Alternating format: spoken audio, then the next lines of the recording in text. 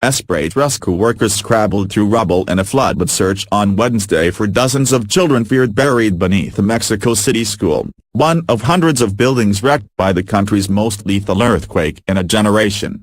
The magnitude 7.1 shock killed at least 217 people, nearly half of them in the capital, 32 years to the day after a devastating 1985 quake.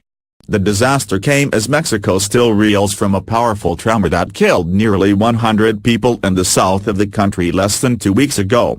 Among the twisted concrete and steel ruin of the Enrique Rebsamen School, soldiers and firefighters found at least 20 dead children and 2 adults, while another 30 children and 12 adults were missing, President Enrique Pena Nieto said. There were chaotic scenes at the school as bulldozers moved rubble under the buzz and glare of floodlights powered by generators, with parents clinging to hope their children had survived. "They keep pulling kids out, but we know nothing of my daughter," said 32-year-old Adriana Fargo, her eyes red after hours waiting for news of her 7-year-old.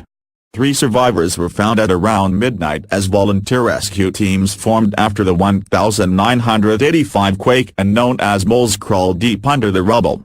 TV network Televisa reported that 15 more bodies, mostly children, had been recovered, while 11 children were rescued. The school is for children aged 3 to 14. The earthquake toppled dozens of buildings, broke gas mains and sparked fires across the city and other towns in central Mexico. Falling rubble and billboards crushed cars.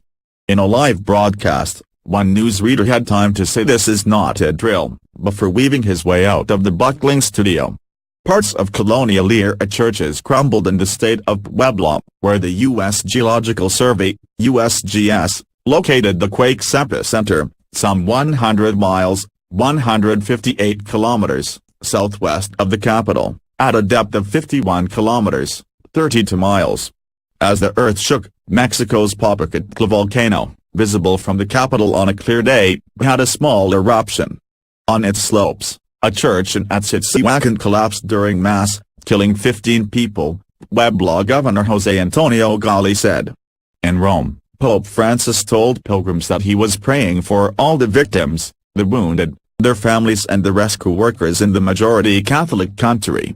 "In this moment of pain, I want to express my closeness and prayers to all the beloved Mexican people," he said.